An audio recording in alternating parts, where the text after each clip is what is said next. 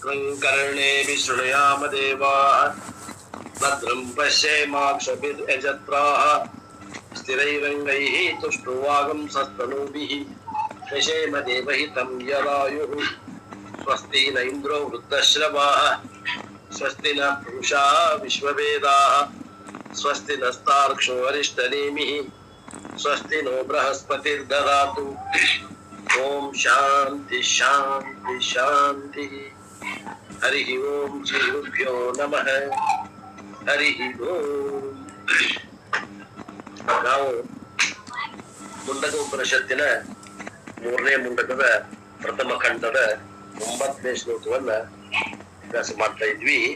ಯಾವುದು ಅದು ಶ್ಲೋಕ ಅಂದ್ರೆ ಏಷೋಣು ಆತ್ಮ ಚೇತಸ ವೇದಿತವ್ಯೋ ಯಸ್ಮಿನ್ ಪ್ರಾಣ ಪಂಚದ ಸಂವಿವೇಶ ಪ್ರಾಣೈ ಚಿತ್ತಂ ಸರ್ವಮೋತಂ ಪ್ರಜಾನಾಂ ಯಸ್ಮಿನ್ ವಿಶುದ್ಧೇ ವಿಭವತ್ತೇಶ ಆತ್ಮ. ಯಾವುದರಲ್ಲಿ ಪ್ರಾಣವು ಪಂಚ ಪ್ರಕಾರವಾಗಿ ಪ್ರವೇಶಿಸಿರುವುದು ಅಲ್ಲಿಯೇ ಈ ಅಣುವಾದ ಆತ್ಮನನ್ನು ಮನಸ್ಸಿನಿಂದ ತಿಳಿಯಬೇಕು. ಜನರ ಚಿತ್ತೆಲ್ಲವೂ ಪ್ರಾಣಗಳನ್ನೇ ವ್ಯಾಪ್ತವಾಗಿದೆ. ಆ ಚಿತ್ತವು ಶುದ್ಧವಾದರೆ ಆತ್ಮನು ಪ್ರಕಾಶಿಸುತ್ತಾನೆ ಅನ್ನೋದನ್ನ ನೋಡ್ತಾ ನಾವು ಹಿಂದಿನ ಕ್ಲಾಸ್ನಲ್ಲಿ ಮೀಮಾಂಸದ ಬಗ್ಗೆ ವಿಚಾರ ಮಾಡ್ತೇವೆ. ಶಬ್ದದ ಅರ್ಥ ಆ ಒಂದು ಪರಂಪರೆಯಲ್ಲಿ ಸಿಗ್ತದೆ. ಒಂದೇ ಶಬ್ದ ಬೇರೆ ಬೇರೆ ಸಂದರ್ಭಗಳಲ್ಲಿ ಬೇರೆ ಬೇರೆ ಅರ್ಥ ಆಗ್ತದೆ. We have another Mimamsa issue. The Upanishad says Atma has to be known by the mind. Chetasa veditavyaha. Chetaha means mind. Thus, one should know with the mind alone.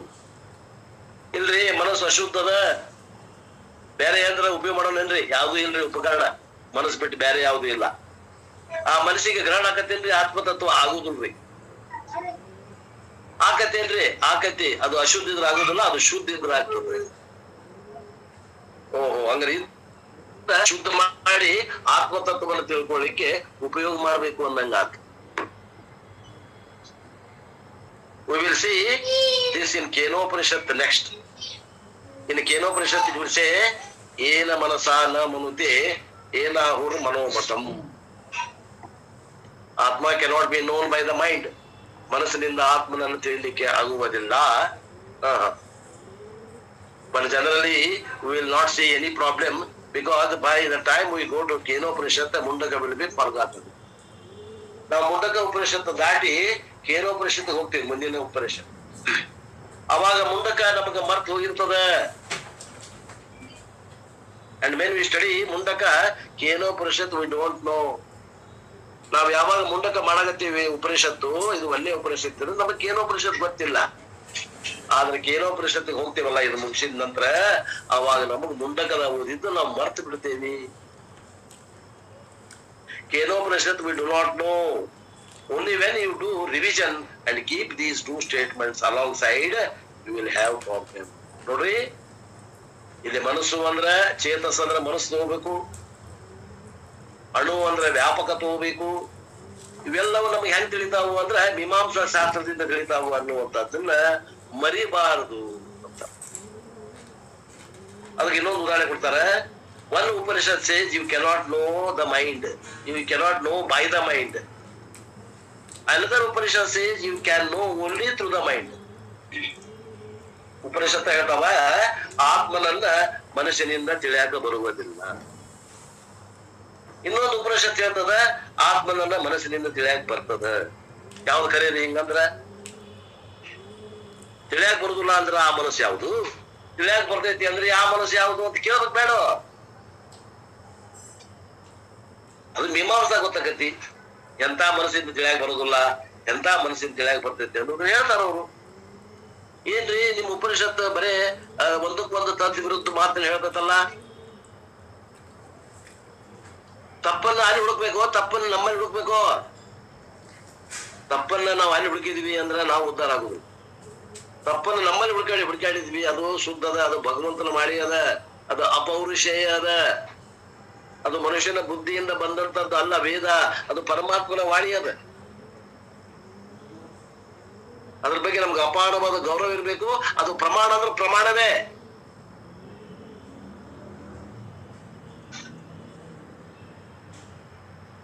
ಇದು ಗುಲಾಬ್ ಜಾಮೂನ್ ರುಚಿ ಐತೆ ಅಂತ ನಾಲಿಗೆ ಹೇಳಿದ ಮ್ಯಾಗ ನಾವ್ ಒಪ್ಪುದಿಲ್ಲ ಅಂದ್ರ ಆ ರುಚಿ ಐತಿ ಇಲ್ಲ ಅಂತ ಹೇಳಾಕ ಪ್ರಮಾಣ ಅದ ನಾಲಿಗೆನ ಪ್ರಮಾಣ ಐತಿ. ಅದು ರುಚಿ ಇಲ್ಲ ಅಂತ ತಿಳ್ಕೊಂಡು ನೀವು ಯಾವ ಪ್ರಮಾಣ ಹೇಳ್ತೀರಿ ಹಂಗಾರ? ಅದು ರುಚಿ ಇಲ್ಲ ಅನ್ನಕ್ ನೋಡಕ್ ಮತ್ತೊಂದು ಬೇರೆ ಪ್ರಮಾಣ ಐತೇನೇನ್ರ? ಇಲ್ಲ. ಒಂದೊಂದು ವಿಷಯಕ್ಕೆ ಒಂದೊಂದೇ ಪ್ರಮಾಣ ಅದಾವು. ಶಬ್ದವನ್ನ ತಿಳಿಯಾಕ ಪ್ರಮಾಣ ಯಾವುದು? ನೇತ್ರ, ಕಿವಿ. ಸ್ಪರ್ಶವನ್ನ ತಿಳಿಯಾಕ ಪ್ರಮಾಣ ಯಾವುದು? ಚರ್ಮ. ರೂಪವನ್ನ ತಿಳಿಯಾಕ ಪ್ರಮಾಣ ಯಾವುದು? ನೇತ್ರ. ರಸವನ್ನ ತಿಳಿಯಾಕ ಪ್ರಮಾಣ ಯಾವುದು? ನಾಲಿಗೆ. ಗಂಧವನ್ನ ತಿಳಿಯಾಕ ಪ್ರಮಾಣ ಯಾವುದು? ಮೂಗು. ಯಾವುದು?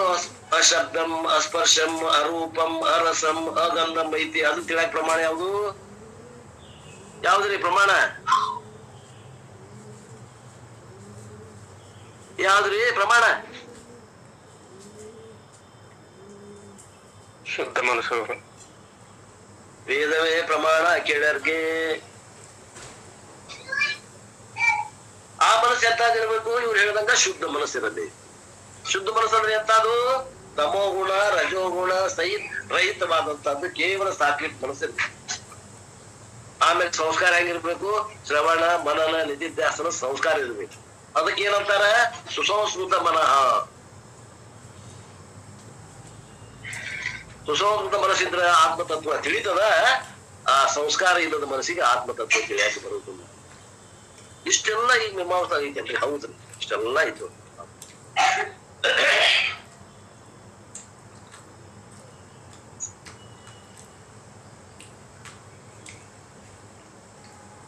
ಒಂದು ಉಪನಿಷತ್ ಹೇಳ್ತದ ಮನಸ್ಸಿನಿಂದ ಆತ್ಮತತ್ವವನ್ನು ತಿಳಿಯಾಕ ಬರಂಗಿಲ್ಲ. ಇನ್ನೊಂದು ಉಪನಿಷತ್ ಹೇಳ್ತದ ಮನಸ್ಸಿನಿಂದ ಆತ್ಮತತ್ವ ತಿಳಿಯಾಕ ಬರ್ತದ. ಇವ್ ಎರಡರಲ್ಲಿ ಕರೆ ಯಾವ್ದು ಹೇಳ್ರಿ ಅಂತ ನೀವು ಕುಂತ್ರ ಏನಂತ ಹೇಳ್ಬೇಕು? We have to say both of them are true. ಎರಡು ಖರೆ ಅದಾವಪ್ಪ ಅನ್ಬೇಕಾಗ್ತದೆ. ಎರಡು ಖರೆ ಅದಾವ ಅನ್ಬೇಕಾಗ್ತದೆ. We give several explanation for that. ಅದಕ್ಕೆ ನಾವು ಅನೇಕ ಉದಾಹರಣೆಗಳನ್ನು ಕೊಡ್ತೇವೆ, ಅನುಭವಗಳನ್ನ ಹೇಳ್ತಾರೆ ಗುರುಗಳು. I will give just 2 explanation. ನಾ ನಿಮಗೆ ಈ ಸದ್ಯ ಸಂದರ್ಭವಾಗಿ ಈ 2 ಉದಾಹರಣೆ ಕೊಡ್ತೇನೆ ಅಂತ. Shankaracharya himself gives resolve this issue. One is a simple method. What is that? When the Upanishad it cannot be known by the mind, it means it cannot be known by the unprepared mind. ಅಪ್ಪ ಅಂತಾರ ಶಂಕರಾಚಾರ್ಯರು, ಈ ಯಾವ ಮನಸ್ಸಿನಿಂದ ಈ ಬ್ರಹ್ಮತತ್ವವನ್ನು ತಿಳಿಯಾಕ ಬರುದಿಲ್ಲ ಅಂತ ಹೇಳ್ತಾರಂದ್ರೆ ಅದು ಏನದ? ಯಾವ ಮನಸ್ಸು ಅನ್ಪ್ರಿಪೇರ್ಡ್, ತಯಾರಿನ ಮಾಡ್ಕೊಂಡಿಲ್ಲ ತಿಳ್ಕೊಳಾಕ. ಆತ್ಮತತ್ವವನ್ನು ತಿಳ್ಕೊಳಾಕ ಸಾಧನ ಚತುಷ್ಟಯ ಸಂಪನ್ನ ಇರಬೇಕು ಅಧಿಕಾರಿ ಅಂತ ಹೇಳಿದ್ದ. ಅವ ಸಾಧನ ಚತುಷ್ಟಯ ಸಂಪತ್ತಿ ಹೊಂದದೇ ಇದ್ದ ಅವಾಗ ಇದು ತಿಳಿದು ಬರುದಿಲ್ಲ.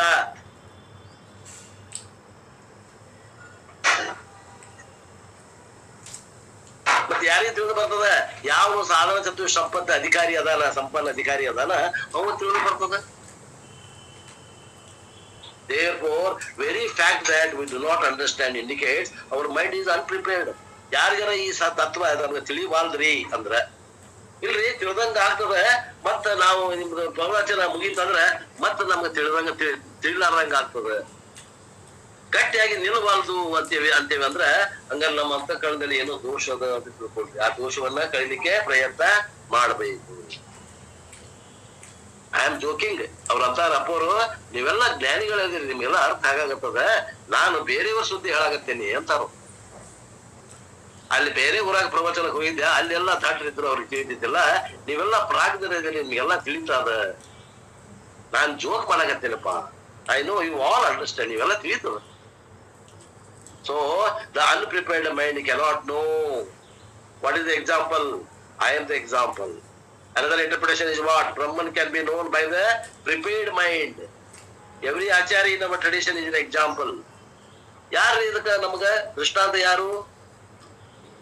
ನಮ್ಮ ಪರಂಪರೆ ಒಳಗಂತ ಎಲ್ಲ ಆಚಾರ್ಯರು ಇದನ್ನ ತಿಳಿದು ಅನುಭವಿಸಿ ಜೀವನ ಮುಕ್ತಿ ವಿಲಕ್ಷಣ ಆನಂದವನ್ನು ಹೊಂದಿ ಅವರು ನಮಗ ಕೆಲವೊಂದು ಗ್ರಂಥಗಳನ್ನು ಕೊಟ್ಟು ಹೋಗ್ಯಾರ. ಈ ಪರಂಪರೆಯಲ್ಲಿ ಬಂದಂತ ವಿದ್ಯಾರಣ್ಯರಾಗಲಿ, ಶಂಕರಾಚಾರ್ಯರಾಗಲಿ, ಗೌಡಪಾದರಾಗಲಿ, ಅವರೆಲ್ಲ ನಮ್ಗೆ ದಾರಿ ದೀಪಗಳು ಇದ್ದಂಗ, ಅವರೆಲ್ಲ ಅನುಭವ ಮಾಡ್ಕೊಂಡು ಹೋಗ್ಯಾರ ಅಂದಾಗ ಅವ್ರಿಗೆ ಆಗೈತೆ ಅಂದಾಗ ನಮಗೂ ಆಗ್ತದ. ಅದಕ್ಕ ಏನೋ ಅವ್ರಿಗೆ ಎಂತ ಮನಸ್ಸು ಹೊಂದಿದ್ರು ಅಂತ ಮನಸ್ಸನ್ನ ನಾವು ಮಾಡ್ಕೋಬೇಕು. ಅದೇ ಅಂತ ಮನಸ್ಸು ಅಂದ್ರೆ ಸಾಧನ ಚತುಷ್ಟಯ ಸಂಪನ್ನ ಅಧಿಕಾರಿ ಇರ್ತವೆ. By the prepared mind it can be known. This is a simple explanation. ಇದು ಒಂದು ಸರಳವಾದಂತಹ ಒಂದು ವಿವರಣೆ. ಇದರಲ್ಲಿ ಏನು ವಿರೋಧಾಭಾಸ ಇಲ್ಲ. There is no contradiction. ಇನ್ನು ಈ ರೀತಿ 3 ಉದಾಹರಣೆಗಳನ್ನ ಹೇಳ್ತಾರೆ. But I am going to tell you only 2. ಇನ್ನು 3 ಅದಾವ ಹಿಂಗೆ ಹೇಳುವು. ಆವಾಗ 3ರಲ್ಲಿ ನಾ ಒಂದು ಹೇಳುದಿಲ್ಲ ಸದ್ಯ. ಅದು ಹೇಳಿದ್ರೆ ನಿಮ್ಗೆ ತಿಳಿಯೋದಿಲ್ಲ, ನಾ ಆಮೇಲೆ ಹೇಳ್ತೀನಿ ಅಂತಾರೆ. 2 ಹೇಳ್ತೀನಿ ನೋಡು ಅಂತಾರೆ. ಈಗ ಹೆಂಗ ಹೇಳಿದ್ರಲ್ಲ, ಇದು ಯಾವ ಮನಸ್ಸಿಗೆ ತಿಳಿತದ, ಯಾವ ಮನಸ್ಸಿಗೆ ತಿಳಿಯಂಗಿಲ್ಲ ಅಂತ ಈಗ ಸರಳವಾಗಿ ಶಂಕರಾಚಾರ್ಯರು ಹೇಳಿದ್ರಲ್ಲ, ಇದನ್ನ ಇನ್ನು 2 ರೀತಿಯಿಂದ ಹೇಳ್ತಾರೆ ನೋಡಿ. ಕೇಳಿ ಲಕ್ಷ್ಕೊಟ್ಟು ಕೇಳಿ. The second interpretation is mind cannot help us as an instrument of knowledge. ಮನಸ್ಸು ಜ್ಞಾನಕ್ಕೆ ಸಾಧನೆ ಅಲ್ಲ, ಈ ಆತ್ಮಜ್ಞಾನಕ್ಕೆ ಸಾಧನೆ ಅಲ್ಲ. Mind cannot help us as an instrument of knowledge because the mind is an instrument that can study only objects. ವಿಷಯ ವಸ್ತುಗಳನ್ನ ಅಭ್ಯಾಸ ಮಾಡಕ್ ಬರ್ತದ ಇದರಿಂದ, ಮನಸ್ಸಿನಿಂದ. ವಿಷಯಿಯಾದಂತ ಆತ್ಮನನ್ನ ಅಳಲಿಕ್ಕೆ ಬರುವುದಿಲ್ಲ. ಮಟೀರಿಯಲ್ ಯೂನಿವರ್ಸ್ ಯಾವುದು ಜಡವಾದಂತ ಜಗತ್ತನ್ನು ತಿಳಿಯಾಕ ಬರ್ತೈತಿ ಮನಸ್ಸಿನಿಂದ. ಚೇತನವಾದ ಆತ್ಮತತ್ವವನ್ನ, ದೃಕ್ಕಾದ ಆತ್ಮನನ್ನ ತಿಳಿಲಿಕ್ಕೆ ಬರುವುದಿಲ್ಲ. Therefore, mind as an instrument cannot know ಆತ್ಮ. ಮನಸ್ಸನ್ನ ಸಾಧನ ಮಾಡಿದ್ರಿ ಅಂದ್ರ ಅದು ಆತ್ಮನನ್ನ ತಿಳಿಯಾಕ ಬರುವುದಿಲ್ಲ. ಯಾಕಂದ್ರೆ ಆ ಮನಸ್ಸು ಏನದ, ಎದುರಿಗೆ ಇದ್ದಂತ ವಸ್ತುಗಳನ್ನ ಅರಿತದ. ಎದುರಿಗೆ ಯಾವ್ದು ದೃಶ್ಯವಾದ ಪ್ರಪಂಚ ಇದೆ, ಮತ್ತ ಆತ್ಮ ಎಲ್ಲದಾನ, ಹಿಂದದಾನ, ದೃಕ್ಕಾಗ್ಯದಾನ. ಆ ಮನಸ್ಸಿಗೆ ದೃಕ್ ಸ್ವರೂಪ ಅದಾನ. ಅದು ಮನಸ್ಸು ತನ್ನ ಹಿಂದೆ ಯಾರಾದ್ರೂ ಗೊತ್ತಾಗುದಿಲ್ಲ, ಮನಸ್ಸಿಗೆ ಮುಂದೆ ಯಾರಾದ್ರೂ ಅಷ್ಟೇ ಹೇಳ್ತದೆ. ಮುಂದೆ ಯಾರಾದ್ರೂ ಹೇಳ್ತೈತಿ, ಮುಂದೆ ಇಂಥವ್ರು ಅದಾರ, ಇಂಥವ್ರು ಇಲ್ಲ, ಇದ್ರೆ ಇದಾರ ಅಂತ ಹೇಳ್ತೈತಿ, ಇಲ್ಲ ಅಂದ್ರೆ ಇಲ್ಲ ಅಂತ ಹೇಳ್ತೈತಿ. ಹಂಗ ಆ ಮನಸ್ಸಿಗೆ ಮುಂದಿದ್ದಷ್ಟ ಗ್ರಹಣ ಮಾಡ್ತದ, ಹಿಂದಿದ್ದ ವಸ್ತುವನ್ನು ಗ್ರಹಣ ಮಾಡಂಗಿಲ್ಲ. ಆತ್ಮ ಮನಸ್ಸಿನ ಹಿಂದಿರುವುದರಿಂದ ಆ ಮನಸ್ಸು ಆತ್ಮನನ್ನು ಗ್ರಹಣ ಮಾಡುವುದಿಲ್ಲ.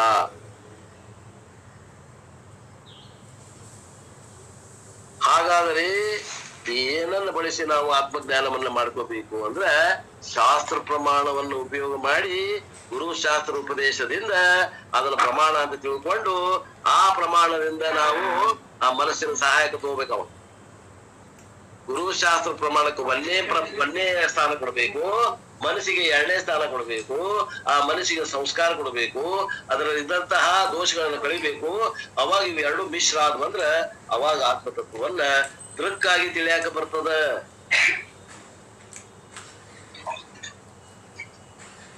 ನೀವು ಅದನ್ನ ಜ್ಞಾನದ ಸಾಧನೆ ಮಾಡಿದ್ರಿ ಅಂದ್ರೆ ಸಾಧ್ಯ ಇಲ್ಲ. ಅದೇ ಮನಸ್ಸನ್ನ ಆ ಜ್ಞಾನದ ದೃಕ್ಕನ್ನಾಗಿ ಮಾಡಿದ್ರೆ ಸಾಧ್ಯ ಅದ. ಆ ಮನಸ್ಸಿಗೆ ಹೇಳ್ಬೇಕು, ಮುಂದೆ ನೋಡ್ಬೇಡ, ಈ ಮನಸ್ಸ ಮುಂದ್ ನೋಡ್ಬೇಡ, ಹಿಂದೆ ನೋಡಲ್ಬೇಕು. ಮನಸ್ಸ ಮುಂದ್ ನೋಡ್ಬೇಡ, ಇಷ್ಟು ದಿವಸ ಮುಂದೆ ನೋಡಿದಿ, ಈಗ ಹಿಂದೆ ನೋಡಕ್ ಕಲಿ ಅಂತ. ಹಿಂದೆ ನೋಡು, ಅದನ್ನ ಆತ್ಮ ವ್ಯಾಪಕವಾದಂತಹದ್ದು ಚೇತನ ತತ್ವ, ಅಣೋರಣೀಯಾನ್ ಮಹತ್ವಮಹಿಯಾನ್ ಸಚ್ಚಿದಾನಂದ ನಿತ್ಯ ಪರಿಪೂರ್ಣವಾದಂತ ವ್ಯಾಪಕವಾದ ಚೇತನ ತತ್ವ ಅಲ್ಲೇ ಹಿಂದದ. ಉಪಹಿತ ಚೇತನ ನಿನ್ ಹಿಂದೆ ನೋಡ್ಕೋ ಅನ್ಬೇಕು. ಗುರುಗಳು ಮತ್ತು ಶಾಸ್ತ್ರ ಪ್ರಮಾಣವನ್ನು ಹಿಡ್ಕೊಂಡು ಆ ಬುದ್ಧಿ ಮನಸ್ಸಿಗೆ ತರಬೇತಿಯನ್ನು ಕೊಟ್ಟಾಗ ಇವು 3 ಕೂಡಿದಾಗ ನಿನಗೊಂದು ಅನುಭವ ಆಗ್ತದೆ. ಅವಾಗ therefore whenever we say mind cannot know the atma, it means mind as an instrument cannot help. Only shastram as a help. But even though the mind cannot help as an instrument, mind is required as a locus of knowledge. ನೋಡ್ರಿ, ಮನಸ್ಸಿನಿಂದ ಆತ್ಮತತ್ವ ತಿಳಿಯಕ್ ಆಗುದಿಲ್ಲ ಅಂದ್ರೂ ಕೂಡ, ಗುರು ಶಾಸ್ತ್ರದಿಂದ ತಿಳಿಯಕ್ ಆಗ್ತೈತೆ ಅಂದ್ರೂ ಕೂಡ, ಗುರು ಶಾಸ್ತ್ರದೊಂದಿಗೆ ಮನಸ್ಸು ಸಹಾಯಕ ಅದ. ಅದು ಮನಸ್ಸು ಬೇಕು. ಆದ್ರೆ ಎಂತ ಮನಸ್ಸಿರ್ಬೇಕು? ತಾತ್ವಿಕ ಮನಸ್ಸಿರ್ಬೇಕು, ಸಂಸ್ಕಾರ ಕೊಟ್ಟಂತ ಮನಸ್ಸಿರ್ಬೇಕು, ಸಾಧನ ಚತುಷ್ಟಯ ಸಂಪತ್ತಿ ಇದ್ದಂತ ಮನಸ್ಸಿರಬೇಕು. ಅಂತ ಮನಸ್ಸಿಗೆ ಆತ್ಮತತ್ವವನ್ನ ಅದು ನಾನು ದೃಕ್ಕದೇನಿ ಅಂತ ತಿಳ್ಕೊಳ್ಳುವಂತ ಭಾಗ್ಯ ಅದ್ರದಾಗ. Because whatever be the instrument you use, ultimately what is the locus? Locus means the place where the knowledge has to take place. The place of knowledge is mind only. ಅಲ್ರಿ ನಮಗೆ ಜ್ಞಾನ ಆಗೋದು ಮನಸ್ಸು ಬಿಟ್ಟು ಎಲ್ಲರೂ ಹಾಕತ್ತೇನು? ಇಲ್ಲ, ಅವೇ ಮನಸ್ಸಿನಾಗ ಆಗ್ಬೇಕಲ್ಲ. ಆದ್ದರಿಂದ ಆ ಮನಸ್ಸನ್ನ ಸ್ವಚ್ಛಗೊಳಿಸ್ಬೇಕು. Pratyaksha is the instrument of knowledge. What is the locus of knowledge? Mind. Anamanam is the instrument. Mind is locus. And any other instrument, telescope, microscope, etc. use, mind is locus. Therefore, mind is required as a locus of the knowledge.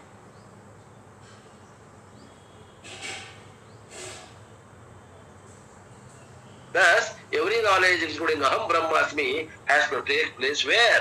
In the mind alone. ನಾನು ಬ್ರಹ್ಮ ಇದ್ದೇನೆ ಅನ್ನುವಂಥ ಜ್ಞಾನ ಎಲ್ಲಿ ಆಗ್ಬೇಕಿಲ್ಲ ಮನಸ್ಸಿನಾಗ ಆಗ್ಬೇಕು. But the mind cannot be used as an instrument. ಆದ್ರೆ ಆ ಮನಸ್ಸನ್ನ ಇಲ್ಲಿ ಉಪಕರಣವಾಗಿ ಉಪಯೋಗ ಮಾಡಕ್ ಬರೋದಿಲ್ಲ. What is the instrument of knowledge? ಇಲ್ಲಿ ಯಾವ್ದನ್ನ ಉಪಯೋಗ ಮಾಡ್ಕೋಬೇಕು?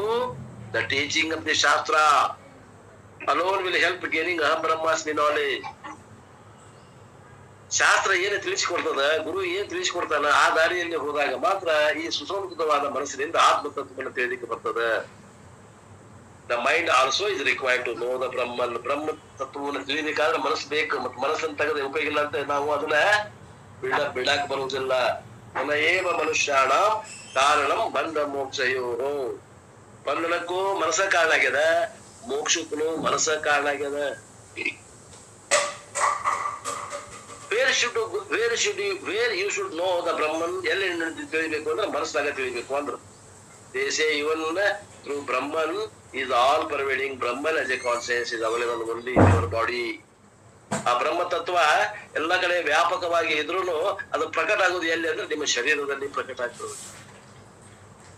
ಒಂದು ಉದಾಹರಣೆ ಹೇಳ್ತಾರೆ, ಎಮ್ಮಿ ಒಳಗ ಹಾಲು ಎಲ್ಲೆಲ್ಲಿ ಐತ್ರಿ ಅಂದ್ರೆ ವ್ಯಾಪಕವಾಗಿ ಐತಿ. ಅದು ಅದರ ಸ್ತನಗಳಲ್ಲಿ ಅದು ನಮಗ ಪ್ರಕಟ ಆಗ್ತದೆ. ಎಲ್ಲ ಕಡೆ ಐತಿ. ಎಮ್ಮೆಯ ಮೈ ತುಂಬ, ಆಕಳ ಮೈ ತುಂಬ ಹಾಲದ. ಪ್ರಕಟ ಆಗೋದು ಎಲ್ಲಿ? ಆ ಕೆಚ್ಚಲಿನಲ್ಲಿ ಪ್ರಕಟ ಆಗ್ತದೆ. ಹಾಗೆ ಪರಮಾತ್ಮ ಎಲ್ಲ ಕಡೆ ಅದಾನ. ಅದ ಪ್ರಕಟ ಆಗುವುದು ಎಲ್ಲಿ ಅಂದ್ರೆ ಈ ಮನಸ್ಸು, ಈ ಶರೀರದಲ್ಲಿ ಇರುವಂತಹ ಮನಸ್ಸಿನಲ್ಲಿ ಪ್ರಕಟ ಆಗ್ತಾನೆ. Brahman as a consciousness is not available elsewhere, but as a Chaitanya Tattvam it is available only in the body. ಇಲ್ಲೇ ಈ ಶರೀರದಲ್ಲೇ ಗುರುತಿಸ್ಬೇಕವನ್ನ. Therefore, recognize Brahman as yourself. ಆದ್ದರಿಂದ ಆ ಪರತತ್ವವನ್ನ ನಾನೇ ಅಂತ ಗುರುತಿಸ್ಬೇಕು. ಅಂದಾಗ ಈ ಗುರುತಿಸುವಿಕೆ ಮುಗಿತದ. ಎಲ್ಲಿವರೆಗೆ ನನಗಿಂತ ಬ್ಯಾರೆ ಅಂತ ಗುರುತಿಸ್ತೇವಿ, ಅಲ್ಲಿವರೆಗೆ ಅದು ಗುರುತಿಸಿದ್ದು ಸಮರ್ಪಕ ಅಲ್ಲ. ಯೋ ವೇದ ನಿಹಿತಂ ಗುಹಾಯಾಮ್. Even though the electricity may be passing through all the cables to check whether the power is there or not, with the tester we go to the plug point. Current ವೈರ್ನ ಹರಾಗತೈತಿ. ವೈರ್ ಮುಟ್ಟಿ ನೋಡ್ತೀರೇನ? ಅದನ್ನ open ಮಾಡಿ ನೋಡ್ತೀರೇನು ಮುಟ್ಟಿ? ಇಲ್ಲ. ಆ wire current ಹರಾಗತೈತಿ ಇಲ್ಲ ಎಲ್ಲಿ ನೋಡ್ತೀವಿ? ಟೆಸ್ಟರ್ ತಗೊಂಡೋಗಿ ಆ ಪ್ಲಗ್ ಪಾಯಿಂಟ್ ನಾಗ ಹಾಕಿ ನೋಡ್ತೀವಿ, ಗ್ಲೋ ಐತೆ ಇಂದ ನೋಡ್ತೀವಿ. ಹಂಗ ಆ ಮನಸ್ಸು ಅನ್ನೋದು ಆ ಪಾಯಿಂಟ್ ಇದ್ದಂಗ. ಅದು ಕರೆಂಟ್ ಎಲ್ಲ ಕಡೆ ಹರಿತದ, ವ್ಯಾಪಕ ಅದ. ಆದ್ರೆ ಎಲ್ಲಿ ಅವೈಲೇಬಲ್ ಅದ ನೋಡುದು ಟೆಸ್ಟಿಂಗ್ ಪಾಯಿಂಟ್, ಆ ಪಾಯಿಂಟ್ ನಲ್ಲಿ ನೋಡುದು. There alone it is available for recognition. ಅಲ್ಲೇ ಗುರುತಿಡಿಬೇಕು ಅಂದ್ರೆ ಆ ಮನಸ್ಸಿನಲ್ಲಿ ಮಾತ್ರ ಆತ್ಮತತ್ವವನ್ನು ಗುರುತಿಡಿಲಿಕ್ಕೆ ಬರ್ತದ. ಅದು ಮನುಷ್ಯ ಶರೀರದ ಆತ್ಮದಲ್ಲಿ ಮಾತ್ರ. ಮನುಷ್ಯ ಶರೀರದಲ್ಲಿ ಆ ಮನಸ್ಸಿನಲ್ಲಿ ತಿಳಿಲಿಕ್ಕೆ ಬರ್ತದ. ಉಳಿದ ಪಶು ಪಕ್ಷಿ ಪ್ರಾಣಿಗಳ ಶರೀರದಲ್ಲಿ ಆತ್ಮತತ್ವವನ್ನು ಗುರುತಿಸಲಿಕ್ಕೆ ಸಾಧ್ಯವಿಲ್ಲ ಆತ್ಮೀಯರೇ. Similarly, even though Brahman is all pervading, for its recognition you require a plug point. What is that plug point? Everybody is a plug point. Therefore he says, Yasmin. Yasmin means ಈ ಶರೀರೇ. ಈ ಶರೀರದಲ್ಲಿರುವಂತಹ ಮನಸ್ಸು. And what type of body? Live body. Yasmin prana panchada samishesha. He says, in the live body. You should not say, I will do research in the mortuary. ಸತ್ತ ಶರೀರದಾಗ ಆತ್ಮನನ್ನು ಹುಡುಕ್ತೇನೆ, ಸಾಧ್ಯ ಇಲ್ಲ. ಜೀವಂತ ಶರೀರದಲ್ಲಿ ಮಾತ್ರ ಆತ್ಮನನ್ನು ಗುರುತಿಸಲಿಕ್ಕೆ ಬರ್ತದ.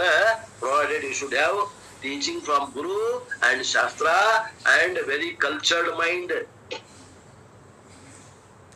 Where in dead body you cannot recognize Atma. Yasmin means what? In the ಚೇತನ ಶರೀರ. ಚೇತನ ಶರೀರದಲ್ಲಿ ಮಾತ್ರ ಈ ಆತ್ಮತತ್ವವನ್ನು ಗುರುತಿಸಲಿಕ್ಕೆ ಬರ್ತದೆ. And how do you know ಶರೀರಂ ಈ ಚೇತನಂ? ಈ ಶರೀರ ಚೇತನ ಹೆಂಗ್ ಗೊತ್ತಾಗತಿ? ಪ್ರಾಣ ಪಂಚದಾಹ ಸಮಾವಿಶೇಷ ಸಂವಿಶೇಷ. In the life body where there is prana, ಎಲ್ಲಿ ಪ್ರಾಣದಲ್ಲಿ ನೋಡ್ರಿ ಅಲ್ಲಿ ಜೀವಂತ ಶರೀರ ಅದ. Not only that, prana is very much present in 5 fold.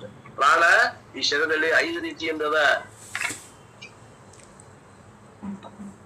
ಪ್ರಾಣ ಮನೆ ಪ್ರಾಣ ಅಂದ್ರೆ ಏನು? ಶ್ವಾಸಕೋಶಾಂಗ. ಶ್ವಾಸಕೋಶ ಏನ್ ಮಾಡ್ತಾ ಇದಲ್ಲ, ಆ ಕಂಪ್ಲೀಟ್ ವ್ಯೂಹ, ಶ್ವಾಸಾಂಗ ವ್ಯೂಹ ಅಂತೇವಿ ಇಂಗ್ಲಿಷ್ನಾಗ. ರೆಸ್ಪಿರೇಟರಿ ಸಿಸ್ಟಮ್ ಅಂತೇವಿ. ಈ ರೆಸ್ಪಿರೇಟರಿ ಸಿಸ್ಟಮಿಗೆ ಪ್ರಾಣ. ಫುಫುಸ ಆ ಉಸಿರು ತೆಗೆದುಕೊಳ್ಳೋದು ಬಿಡೋದು ಏನೈತಲ್ಲ, ಇದು ಪ್ರಾಣ. ಇದಕ್ಕೆ ರೆಸ್ಪಿರೇಟರಿ ಸಿಸ್ಟಮ್ ಪ್ರಾಣ. ಅಪಾನ ಅಂದ್ರೆ ಏನ್ರಿ? ಅಪಾನ ಅಂದ್ರೆ ಏನು? ಹೊರಗೆ ಹಾಕ್ತೇವೆ ನೋಡಿ, ಮಲಮೂತ್ರಗಳನ್ನ ಹಾಕ್ತೇವಲ್ಲ ಹೊರಗೆ, ಅದು ಅಪಾನ. ಮಲಮೂತ್ರ ವಿಸರ್ಜನೆ ಅಪಾನ ವಾಯು. ಇನ್ನು ವ್ಯಾನ ಅಂದ್ರೆ ಏನು? ರಕ್ತ ಸಂಚಲನ. ಎಲ್ಲ ಕಡೆ ರಕ್ತವನ್ನ ಒಯ್ದು ಹಂಚುವಂತ ಭಾಗವನ್ನು ಕೆಲಸ ಮಾಡ್ತೈತಿ, ಅದು ವ್ಯಾನ್ ಮಾಡ್ತದೆ. ಸಮಾನ. ಸಮಾನ ಅಂದ್ರೆ ನಾವು ಉಂಡಂತ ಆಹಾರವನ್ನ ಪಚನ ಮಾಡ್ತೈತಲ್ಲ, ಅದು ಸಮಾನ ವಾಯು, ಸಮಾನ ಪ್ರಾಣ. ಉದಾನ. ಉದಾನ ಅಂದ್ರೆ ಏನ್ರಿ? ಉದಾನ ಅಂದ್ರೆ ರೋಗ ನಿರೋಧಕ ಶಕ್ತಿ. ಮತ್ತದು ಏನ್ ಮಾಡ್ತೈತಿ ಅಂದ್ರೆ, ಒಮ್ಮೊಮ್ಮೆ ಯಾವ್ದಾದ್ರು ಬ್ಯಾಡಾದ ಪದಾರ್ಥ ಬಾಯಾಗ ಹಾಕಿದ್ರೆ ಅಂದ್ರೆ ವಾಂತಿ ಮಾಡಿಸಿ ಹೊರಗೆ ಹೋಗಿದ್ದಿತ್ತು ನೋಡಿ. ವಮನ ಮಾಡ್ತೈತಿ, ಅದು ಉದಾನ. ಒಂದ್ ವೇಳೆ ಇದು ಯಾವಾಗ ಕೆಲಸ ಮಾಡ್ತೈತಿ? ಇದು ಉದಾನ ಅಂದ್ರ ಸಾವು ಸಮೀಪ ಬಂದಾಗ ಕೆಲಸ ಮಾಡ್ತೈತಿ. ನೀವು ನೋಡ್ರಿ, ಯಾರಾದ್ರೂ ಸಮೀಪಕ್ಕೆ ಬಂದಾರ, ಸಾವಿನ ದೌಡ್ಯಾಗ ಬಂದಾರ ಅಂದ್ರೆ ಅವಾಗ ಉದಾನ ಅಲ್ಲಿ ಕೆಲಸ ಮಾಡಾಕತ್ತು ಅಂದ್ರೆ ತಿಳ್ಕೋಬೇಕು, ಇನ್ನು ಇವ ಬಹಳ ದಿನ ಉಳಿಯೋದು. ವಾಮಿಟಿಂಗ್ ಸೆನ್ಸೇಷನ್ ಇರ್ತದೆ, which becomes the udana becomes active at the time of death. Everything has to be reversed. Thus panchada, the 5-fold form of prana is there in our body, making the body alive. 5 ಪ್ರಾಣಗಳು ಕೆಲಸ ಮಾಡಕತ್ತಾವ ಅಂತ ತಿಳ್ಕೋಬೇಕು. ಈ ಶರೀರ ಜೀವಂತ ಅದ. ಈ ಜೀವಂತ ಶರೀರದಲ್ಲಿ ಮಾತ್ರ ಆತ್ಮನನ್ನ ಗುರುತಿಸ್ಲಿಕ್ಕೆ ಆಗ್ತದೆ. In that body we have to recognize Brahman as what? ಏನಂತ ಗುರುತಿಸ್ಬೇಕು? ಚೇತನ ತತ್ವ ಅಂತ ಗುರುತಿಸ್ಬೇಕು.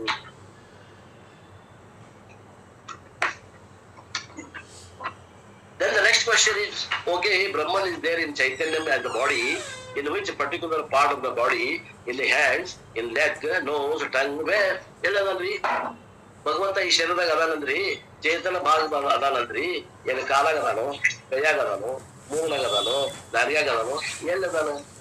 The Upanishad says Chaitanyam pervades the entire body. ಆ ಚೇತನ ತತ್ವ ಅನ್ನೋದು ಆ ಇಡೀ ಶರೀರಕ್ಕೆ ಉಪಹಿತ ಚೇತನವಾಗಿ ಇದೆ.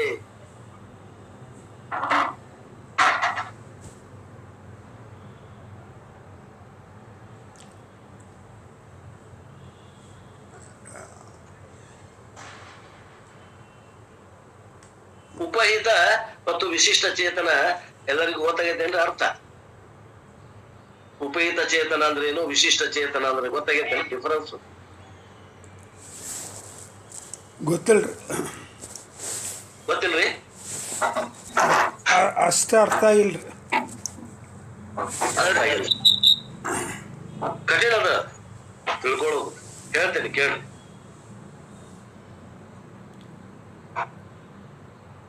ವಿಶೇಷಣ ಮತ್ತು ವಿಶೇಷ ಕೂಡಿದ್ದು ವಿಶಿಷ್ಟ ಅನಿಸ್ಕೊತದ. ವಿಶೇಷಣ ಮತ್ತು ವಿಶಿಷ್ಟ ಕೂಡಿದ್ದು ವಿಶಿಷ್ಟ ಅನಿಸ್ಕೊತದ. ಆ ಕೂಡ್ಲಾರ್ದೇನೈತಲ್ಲ ಅದು ಉಪಯುಕ್ತ ಅನಿಸ್ಕೊತದ. ನಮ್ಮ ತತ್ವ ಈ ಶರೀರದಾಗ ಇದ್ರೂ ಕೂಡ ಈ ಶರೀರಕ್ಕೆ ಅಂಟಿಕೊಳ್ಳದಂಗನ ಆಯ್ತದ. ಅದಕ್ಕೇನಂತಾರ? ಉಪಹಿತ ಚೇತನ. ಅದಕ್ಕೇನಂತಾರ? ಉಪಹಿತ ಚೇತನ ಅಂತ. ಈ ಶರೀರಕ್ಕೆ ಅಂಟಿಕೊಳ್ಳದನ ಅದು ಭಿನ್ನ ಸತ್ತದಾಗಿರ್ತದ ಆತ್ಮೀಯರೇ. ಅದಕ್ಕಂತಾರ ಉಪಹಿತ ಚೇತನ. ಸೂಕ್ಷ್ಮದ ವಿಚಾರ ತಿಳ್ಕೊಳ್ಳೋ ಪ್ರಯತ್ನ ಅಲ್ಲ. ಚೇತನ ಅಂದ್ರೆ ಅರಿವನ್ರಿ, ಆದ್ರೆ ಈ ಶರೀರದ ಯಾವ ಭಾಗಕ್ಕೂ ಕೂಡಿಲ್ಲ, ಅದು ಅಂಟ್ಕೊಂಡಿಲ್ಲ. ಅಂಟ್ಕೊಂಡಿಲ್ಲ.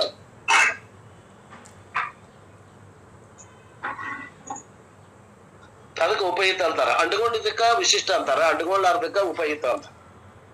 ಸ್ಪರ್ಶ ಯೋಗ ಅಂತ ಬರ್ತದೆ ಜರ ಗೌಡಪ್ಪ ಅವರು. ಹೌದು ಹೌದು, ಮಂಡಕ್ಕಿಂತ ಬರ್ತೈತಿ ಅಸ್ಪರ್ಶ. ಅದು ಸ್ಪರ್ಶನೇ ಇಲ್ಲ, ಅದಕ್ಕೆ ಉಪಯುಕ್ತ ಚೇತನ ಅಂತ.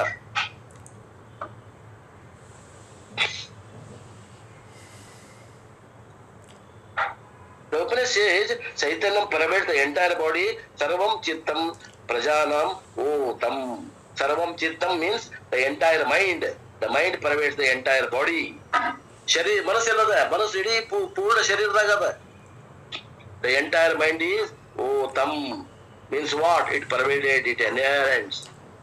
Of whose body? Prajanam, all the people. Therefore you need not go to some other living being. ಮತ್ ಬೇರೆ ಜೀವಿಗಳ ಹತ್ರ ಹೋಗ್ಬೇಡ್ರಿ. ನಾವ ಜೀವಿಸ್ಕೊಂಡು ಅದೇವಲ್ಲ ಪಂಚ ಪ್ರಾಣಿಗಳು ನಮ್ಮಲ್ಲೇನ ಅದಾವ, ಇಲ್ಲೇನ ಆತ್ಮತತ್ವವನ್ನ ಗುರುತಿಸ್ರಿ. You yourself can become the place of investigation. ಈ ಪರಮಾತ್ಮನ ಹುಡುಕುವಂತ ಲ್ಯಾಬೊರೇಟರಿ ಯಾವುದು ಅಂದ್ರ ಈ ಸ್ಥೂಲ ಶರೀರ, ಈ ಮನಸ್ಸಿನಲ್ಲಿನ ಹುಡುಕ್ಬೇಕು. And not only the mind is pervaded, ಪ್ರಾಣೈ ಸಹ. ಪ್ರಾಣ ಹಿಯರ್ ಮೀನ್ಸ್ ಇಂದ್ರಿಯಾಣಿ. It can be taken as ಪಂಚ ಪ್ರಾಣಾಸ್ ಆಲ್ಸೋ. ಇಂದ್ರಿಯಾಣಿ along with sense organs, the whole thing is pervaded by the Chetanam. ಇವೆಲ್ಲ ಇಂದ್ರಿಯಗಳು ಏನದಾವ, ಇವು ಚೇತನದಿಂದ, ಚೇತನದೊಳಗೆ ಕಲ್ಪಿತದಾವ ಇವು. ಈ ಶರೀರ, ಈ ಮನಸ್ಸು, ಈ ಇಂದ್ರಿಯಗಳು ಏನದಾವ ಆ ಚೇತನದಲ್ಲಿ ಇವು ಕಲ್ಪಿತದಿಂದ ತೋರಾಗತ್ತಾವು. ಸ್ವಲ್ಪ ಕಠಿಣ ಆದ್ರೂ ಕೂಡ ಇದನ್ನು ನಾವು ಅರಗಿಸಿಕೊಳ್ಳೇಬೇಕು. ಇದಕ್ಕಿಂತ ಕೆಳಗೆ ಬಂದು ಹೇಳಿಕ್ ಆಗುದೇ ಇಲ್ಲ ಇದು. That is why I give an example of the hand. If you ask somebody what is here, ಕೈ ತೋರಿಸಿ ಕೇಳಿದ್ರಪ್ಪ ಅವರು ಏನದ ಇಲ್ಲಿ, you will say there is hand. What else is there? ಮತ್ತೇನದ? You say there are fingers. ಅಲ್ಲಿ ಬಟ್ ಅದಾವ್ರಿ, ಅದು ಓಕೆ. ಮತ್ತೇನದ? Lines are there. ಮತ್ತೇನದ? ನಮಗ ಭವಿಷ್ಯ ಹೇಳಕ್ ಬರಂಗಿಲ್ರಿ, ಕೈಯಾಗೇನ ಗೆರಿ ಅದಾವ, ನಮ್ಗೆ ಹೇಳಕ್ ಬರಂಗಿಲ್ರಿ. ಮತ್ತೇನದ? ಮತ್ತೇನು ಇಲ್ರಿ. ಇಲ್ಲೋ ಆತ್ಮತತ್ವ ಐತಿ ಅಲ್ಲಿ. Therefore you will say everything, but the one most important thing we will miss is Atma. Even if we whole day I ask, you will say nail is there, inside there is a dirt, microbes are there. We miss the most important thing, the consciousness, because of which we are able to see the hand. That much pervasion pervades every part of the hand. That light principle, which is not a part, which is not a product, which is not a property of the hand, but which is a distance principle, is Atma. ಯಾವುದು ಆತ್ಮತತ್ವ ಐತಿ ಆ ಕೈ ಒಳಗ, ಕೈಗಿಂತ ಕೈಯ ಭಾಗ ಅಲ್ಲ ಅದು ಆತ್ಮತತ್ವ. ಆ ಕೈಯ ಕಾರ್ಯನೂ ಅಲ್ಲ, ಆ ಕೈಯ ಗುಣನೂ ಅಲ್ಲ.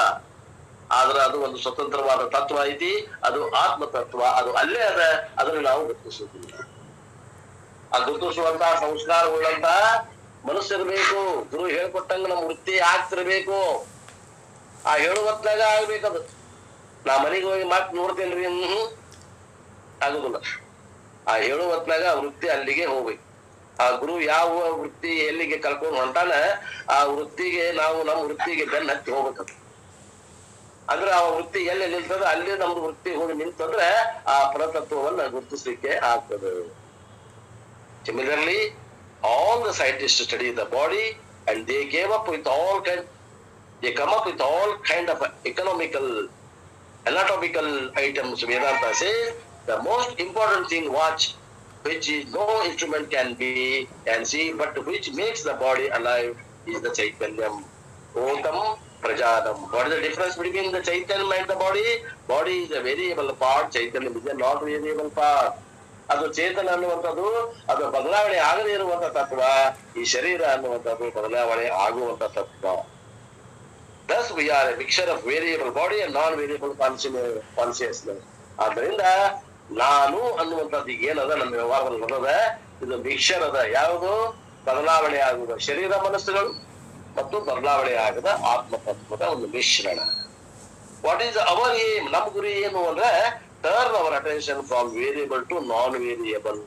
ನಮ್ಮ ದೃಷ್ಟಿಕೋನವನ್ನ ಈ ಬದಲಾವಣೆ ಆಗುವಂತ ಮನಸ್ಸು ಶರೀರದ ಆಚೆಗೆ ಹೋಗಿ ಬದಲಾವಣೆ ಆಗದೇ ಇರುವಂತ ಆತ್ಮತತ್ವವೇ ನಾನೆಂದು ಗುರುತಿಸುವುದು. But what is the problem? ಏನು ಸಮಸ್ಯೆ ಆಗಿದೆ ಅಂದ್ರೆ ವೇರಿಯಬಲ್ಸ್ ಆರ್ ಆಲ್ವೇಸ್ ಅಟ್ರಾಕ್ಟಿವ್. ಏನೋ ಸಮಸ್ಯೆ ಆಗೈತೆ ಅಂದ್ರ ಈ ಬದಲಾವಣೆ ಆಗುವ ನಮ್ಗೆ ಬಾಳ ಚಂದ ಕಾಣ್ತಾವ, ಕಣ್ಣಿಗೆ ರಮಣೀಯ ಕಾಣ್ತಾವ್ರಿ, ಕಣ್ಣಿಗೆ ರಮಣೀಯ ಕಾಣ್ತಾವ. ನಮ್ಮ ಮನ್ಯಾಗ ಟಿವಿ ಇಲ್ಲ ಅಂದ್ರೆ ಟಿವಿ ತಗೋಬೇಕು ಅನಿಸ್ತದ, ರಮಣೀಯ ಕಾಣ್ತದ. ಯಾವಾಗ ತಗೊಂಡಿನ ಟಿವಿ, ಯಾವಾಗ ತಗೊಂಡಿನ ಟಿವಿ, ಯಾವಾಗ ತಗೊಂಡಿನ ಟಿವಿ, ಯಾವಾಗ ತಗೊಂಡಿನ ಟಿವಿ. ಮನಿ ಇಲ್ಲ, ಮನಿ ಯಾವಾಗ ಕಟ್ಟೇನಿ, ಮನಿ ಯಾವಾಗ ಕಟ್ಟೇನಿ, ಮನಿ ಯಾವಾಗ ಕಟ್ಟೇನಿ, ಮನಿ ಯಾವಾಗ ಲಗ್ನ ಆಗಿಲ್ಲ, ಲಗ್ನ ಯಾವಾಗ ಆಗೇನಿ, ಲಗ್ನ ಮಕ್ಕಳಾಗಿಲ್ಲ, ಮಕ್ಕಳನ್ನ ಯಾವಾಗ ಹಡ್ದೀನಿ, ಮಕ್ಕಳು. ಅಲ್ಲಿ ಬಹಳ ಅಟ್ರಾಕ್ಷನ್ ಇರ್ತದ. ಎಲ್ಲೇ ಈ ಬದಲಾವಣೆಯಲ್ಲಿ, ರಂಜನೆಯಲ್ಲಿ ಮನೋರಂಜನೆ ಬಹಳ ಇರ್ತದ.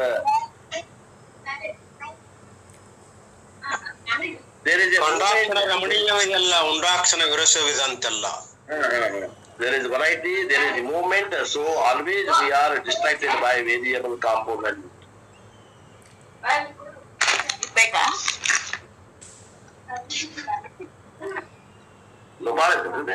ಇನ್ನೊಂದು ಪೇಜ್ ಓದ್ಬಿಡಿ ಸರ್, ನಾನು ಓದ್ಬಿಡಿ.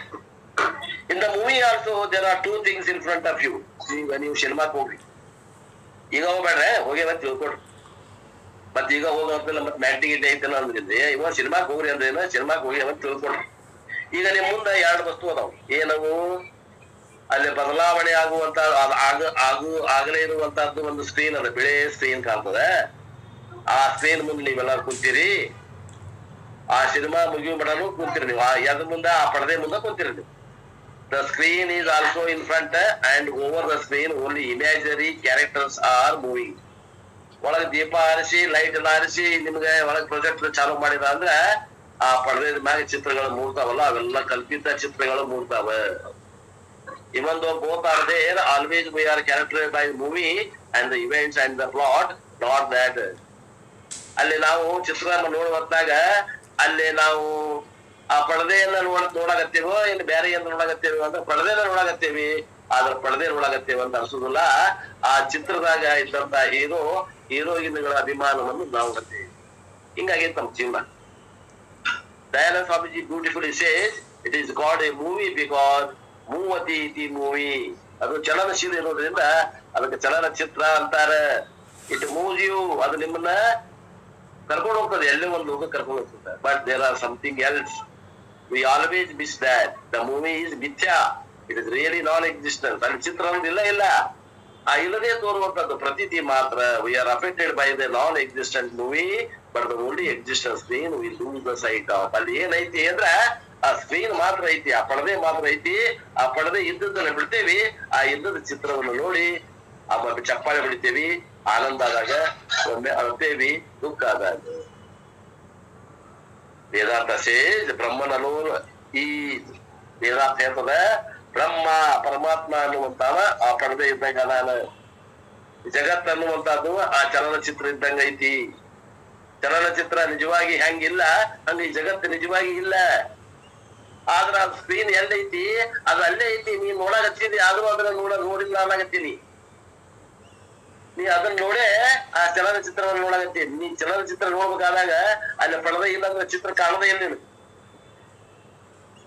ಪರದೆನ ನೋಡಾಕತ್ತಿದಿ, ಆದ್ರ ಪರದೆ ಕಾಣಬಾರ್ದು. ಆತ್ಮನನ್ನ ನೋಡಾಕತ್ತಿದಿ, ಜಗತ್ತು ನೋಡಾಕತ್ತೇನೆ ಅಂತಿದಿ. ಆದ್ದರಿಂದ ನೀ ಯಾವಾಗ ಆತ್ಮನನ್ನ ಇದು ಜಗತ್ತನ್ನ ನೋಡಾಕತ್ತಿದಿ, ಅವಾಗ ನೀನು ಪರದೆನ ನೋಡಾಕತ್ತಿ, ನಮ್ಮ ತತ್ವನ ನೋಡಾಕತ್ತೀವೋ. ನ ಭೂಮಿರ ಆಪೋ ನಚ ಬನ್ನಿ ನಚ ನಿನೋ ವೃತ್ತಿ ನ ಚಂಬರಂ ಚ ನ ಪುಣ್ಯಂ ನ ಪಾಪಂ ನಾಸ್ತಿ ನಾಶಃ ನ ಜನ್ಮ ದೇಹಿ ಇಂದ್ರಿಯ ಬುದ್ಧಿ ಅಸ್ತಿ. ಬುದ್ಧಿ we didn't have before also. All these are only fantastic movies, none of them is real. ಜಗತ್ತು ಅನ್ನುವಂತಹದ್ದು ಒಂದು ಚಲನಚಿತ್ರದಂತೆ. ಎಂತ ಜಗತ್ತು ಸೌಂದರ್ಯ ರಮಣೀಯ ಅಂದ್ರು ಅದು ಸುಳ್ಳು ಚರ್ಚೆ. ಚಲನಚಿತ್ರದಂತೆ ಅದು ಸುಳ್ಳು ಅದ. The screen alone is real. ಅಲ್ಲಿರುವಂತಹ ಪರದೆ ಮಾತ್ರ ಸತ್ಯ. ಹಂಗದ ಅಲ್ಲಿ ಆತ್ಮತತ್ವ, ಚೇತನ ತತ್ವ ಅದು ನಿಜವಾಗಿ ಇದೆ. But we miss what is and we are lost in what is not. ಯಾವ್ದಿದೆ ಅದನ್ನ ಇಲ್ದಂಗ್ ಮಾಡ್ಕೊಳ್ಳಿವಿ, ಯಾವ್ದು ಇಲ್ಲ ಅದನ್ನ ಅದ ಅಂತ ತಿಳ್ಕೊಂಡಿವಿ. ಪರಮಾತ್ಮ ಅದಾನ, ಅವಾಗ ಇಲ್ಲ ಅಂತ ತಿಳ್ಕೊಂಡಿವಿ. ಜಗತ್ತು ಇಲ್ಲ, ಅದನ್ನ ಐತ ಅಂತ ತಿಳ್ಕೊಂಡಿವಿ. ಶರೀರ ಇಲ್ಲ, ಅದನ್ನ ಐತ ಅಂತ ತಿಳ್ಕೊಂಡಿವಿ. ಮನಸ್ಸು ಇಲ್ಲ, ಅದನ್ನ ಐತ ಅಂತ ತಿಳ್ಕೊಂಡಿವಿ. ಇದೇ ವಿಪರ್ಯಾಸ. therefore the distracting mind should be quietened down. ಈ ಮನಸ್ಸಿನಲ್ಲಿ ಈ ಗದ್ದಲ ಇದು ಶಾಂತ ಆಗ್ಬೇಕು. ವಿಚಾರ ಮಾಡ್ರಿ. That is what he says, Yashmin Vishuddhe. When the mind is no more distracted by disturbing emotions, because the moment we turn to the mind, what comes is problem. ಆ ಮನಸ್ಸಿನಲ್ಲಿ ಎಲ್ಲ ಗೊಂದಲ ಕಮ್ಮಿ ಆಗ್ಬೇಕು. ಆ ಮನಸ್ಸಿನಾಗ ಮಗ ಅದಾನ, ಶಶಿ ಅದಾಳ, all these thoughts are there, ಎಲ್ಲ ವಿಚಾರಗಳು ಅದಾವ. We are never able to switch our attention to ಯಸ್ಮಿನ್ ವಿಶುದ್ಧೆ. ಇವೆಲ್ಲ ಗಾಡಿ ಮನಸ್ಸ ಇಟ್ಕೊಂಡಾಗ ಆತ್ಮತತ್ವ ಅಲ್ಲಿ ಪ್ರವೇಶ ಆಗುದಿಲ್ಲ. When the mind becomes undistracted, ಯಾವಾಗ ಮನಸ್ಸು ಶಾಂತ ಆಗ್ತದ ಅವಾಗ ವಿಭವತೆ ಆತ್ಮ, ದ ಆತ್ಮ ಏಷಃ ವಿಭಾವತಿ, ದ ಆತ್ಮ is already evident. ಅವಾಗ ಆತ್ಮ ತತ್ವ ಗೊತ್ತಾಗ್ತದೆ. It becomes more evident for an undistracted person. ಯಾವ ಮನಸ್ಸು ಶಾಂತದ ಅವನಿಗೆ ಆತ್ಮ ತತ್ವ ಚಂದಾಗಿ ಗೊತ್ತಾಗ್ತದೆ, ಕ್ಲೀನ್ ಆಗಿ ಗೊತ್ತದ. For him missing it is the problem. ಯಾವಾಗ ಆತ್ಮದಲ್ಲಿ ಶಾಂತತೆ ಅದ ಮನಸ್ಸಿನಾಗ ಅವಾಗ ಆತ್ಮತತ್ವ ಎಂದೂ ತಪ್ಪೋದಿಲ್ಲ. ಯಸ್ಮಿನ್ ಹಿಯರ್ ಮೀನ್ಸ್ ಚಿತ್ತ ವಿಶುದ್ಧಿ. ಯಾವ ಮನಸ್ಸು ಚಿತ್ತ ಶುದ್ಧಿಯಾಗಿದೆ ಅವನು. And the mind is no more distracted by the thoughts. We do not say thoughts is not there. Distracting thoughts with the problem.